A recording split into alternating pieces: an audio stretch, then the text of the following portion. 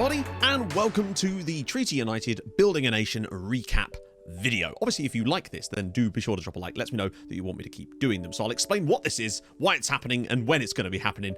All will be explained in due time, my friends. That time is going to be now. So essentially, one of the things I wanted to do this year, particularly for people that aren't going to be able to catch every stream, and I realize that that's going to be a fair number of people because it's difficult. I know my stream hours can be a bit strange. That I understand. But then I also understand that, you know, live VODs take up a lot of time to watch back anyway, even those on the second channel. But again, if you do want to catch the live VODs in their fullness, then they are over on the second channel, Straight Red Card, which you can find in the description, or just type in Straight Red Card. And you'll find it pretty easy. Something I want to start doing, and you guys seem really up for the idea of doing this, was at the end of each season, having like a recap video where we talk about all the things that have happened over the course of that year for each year, just to sort of keep people posted on what's been going on in the save. That way it's easier for you to catch up potentially, or if you're new to the save entirely, you can sort of bed yourself in quickly. Now, we're not actually at the end of the season today. I just wanted to do a test one for now, and then after this they'll be at the end of every season, so they won't be, it'll be maybe every 10 days or so. We're essentially at the halfway point of the first season with Treaty United, and many things have gone on. Huge we're off, boys. So I think the best place to start for me would be the signings that we've made for the club. Now, obviously, we didn't have a huge amount of money, and there are some restrictions on the signings that we're actually allowed to make in this league. Not a lot, but there are some. Essentially, EU players, fine. You can give as much money or as little money as you want to, which is fantastic, useful. Some other nations, of course, are counted as EU too. It's, you know, your Norways, your Switzerlands, those nations. Now, we're not sure about British players because they're not on EU, obviously, but we've been able to have a look, and we think that you might still be able to get them on cheaper wages than that, but we've been unable to test it properly so far. But regardless, either way, it's still pretty good. The one we did sign is on more money than that anyway.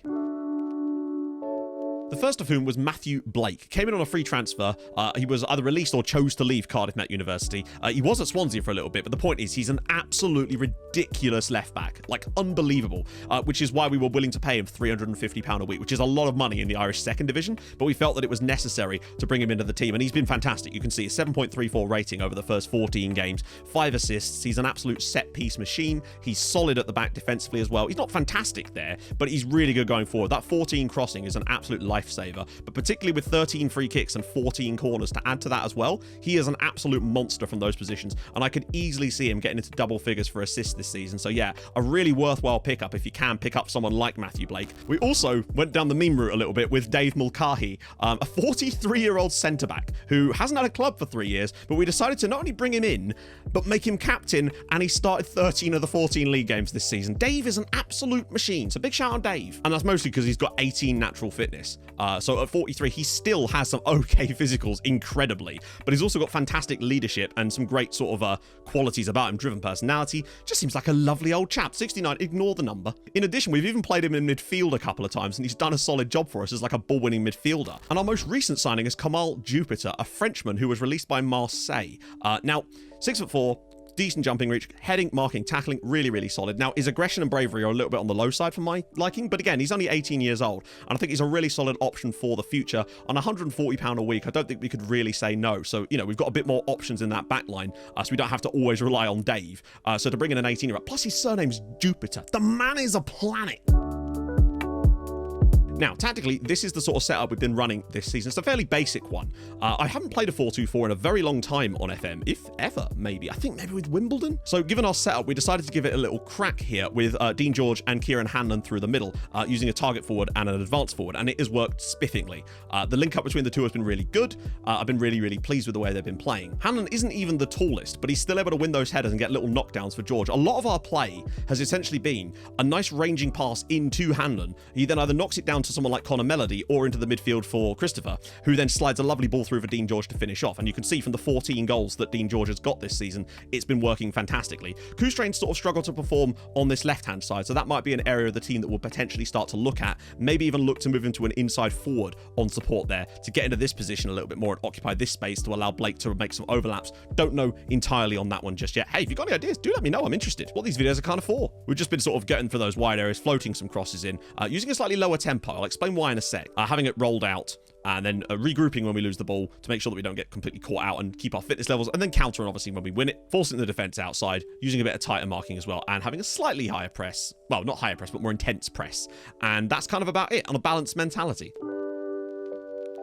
These were the friendlies that we played at the very start of the season, obviously against our second team. We then hammered a sort of lower league side in there, and I was quite confident in the tactics there. But then we lost a game to a team with a duck on their badge. I mean, admittedly, they've got Mallard in the name, so I should have expected the same. But needless to say, that made me rethink things a little bit. And as you can see in the next couple of friendlies, again, a 3-1 win against Anna, and then a 1-1 draw against Portadown, when we actually played okay, but really it took a penalty from a guy who was on trial, a Spanish striker called Tony, who we didn't end up signing. You might also notice Nile Ranger in there, yeah. We did also get Nile Ranger on trial. Did manage to score a brace as well in that game against Shannon. It was against Mungred Reg that we made some tactical tweaks, where we slowed the tempo down a little bit and just started floating some crosses in, just changed the way we played a little bit, forced the defenders outside, and all of a sudden we started to look a lot better in this match. I know we conceded twice in this one, but it was a much better attacking output, which we then went on to beat Shamrock Rovers' second team 2-1 in a friendly as well, which I was very impressed with. And then obviously beating Freebooters 6-0 there really sort of set me on fire a little bit there. Now you'll notice that Shamrock Rovers was highlighted too. So now we have an affiliate agreement with them as well to allow us to get some extra money and just to allow us to get some extra players in potentially. We haven't taken advantage of that yet, but we can if we want to. 2 victory away at Cove Ramblers. Now, they turned out to be a bit crap. And I think I rooted to the bottom of the league with 1 win all season. But it was a great start with Dean George bagging a hat-trick in there, and you can see that it didn't really let off after that. You know, 2-0 victory against Bray, 2-2 away at Galway United, who are one of the better sides in this league, and then a 3-0 against Wexford. Then it sort of got a bit comfortable now with a 1-1 against UCD, nice comfortable 3-1 victory away at Cabinteely, 3-3 against Athlone Town, but I think in this one we were 2 goals down. Yeah, we were 3-1 down in this one, but Dean George and Joel Kustrain got us back in to bail out a 3-3 draw and keep us unbeaten at that point. Then a draw against Cork City, who weren't the best at the time, but then we just got back on the winning again. Good victory against Shelbourne, another victory against Cove, obviously in the league, which is not a huge surprise. We then beat them again in the League Cup second round with Dean George banging a couple more in there. But then, probably the one I really want to highlight for you is this one. This was the game away at Bray Wanderers. We really were looking like we were going to lose our first game of the season. Conceded a penalty early into this match. Then Brandon Kavanagh made it 2-0 on half-time. Fleming had an absolutely shocking game. He was basically responsible for both of their goals. But I accidentally praised them at half-time. They all got demotivated and I went, Christ, what have I done? Turns out it was a stroke of genius as we turned it around. Hanlon in the 66th minute, and then Dean George leveled up for us in the 80th minute. We then scored in the 88th and 91st minute through not William Armchair, it's just a nickname, don't worry, to get ourselves a 4-2 victory away at Bray, and a very fortunate one, but nevertheless, what a comeback. But we couldn't match that as we got a 0-0 against Wexford after that.